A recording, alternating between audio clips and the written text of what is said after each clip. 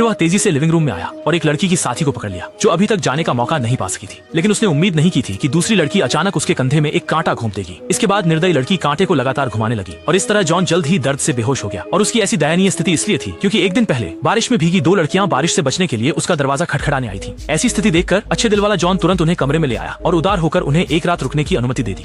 परंतु उसने कभी सोचा भी नहीं था कि उसका यह कदम उसे मुसीबत में डाल देगा, क्योंकि दो लड़कियों ने न केवल जबरदस्ती उस पर कब्जा कर लिया बल्कि उसे पूरी रात सोने नहीं दिया। इतना ही नहीं, अगले दिन जब वह उठा तो उन्होंने रसोई को भी पूरी तरह अस्त व्यस्त कर दिया। जॉन ने गुस्से में आकर दोनों से तुरंत घर छोड़ने को कहा, पर वे दोनों लड़कियां किसी भी तरह वहां से जाने को तैयार नहीं थी। गुस्से में जॉन ने फोन उठाकर पुलिस को बुलाने का मन बना लिया, लेकिन इन दोनों लड़कियों पर इसका कोई असर नहीं हुआ। बिना कोई घबराहट उन्होंने कहा कि वे नाबालिग हैं और अगर जॉन ने पुलिस को बुलाने की हिम्मत की तो वे तुरंत खुद को पीड़िता के रूप में पेश कर देंगी और सतह पर देखने पर कोई भी नहीं मानेगा कि जॉन जैसे मजबूत आदमी को दो नाबालिग लड़कियों द्वारा परेशान किया जा रहा है। केवल इतना ही नहीं, लड़की ने यह भी कहा कि वे कल रात से अब तक नहीं नहाई हैं। अगर पुलिस को बुलाकर अस्पताल में डीएनए जांच कराई तो उनकी नाबालिग होने की वजह से जॉन को कम से कम 20 साल की सजा होगी। ये सुनकर जॉन पूरी तरह से चौंक गए। उन्होंने सोचा भी नहीं था कि केवल दो लड़कियों को दया से घर में जगह देने की वजह से आखिर में वही फंस जाएंगे। ये सुनकर जॉन पूरी तरह से घबरा गए। वह अचानक आगे बढ़े और लड़की की गर्दन को जोर से पकड़ लिया।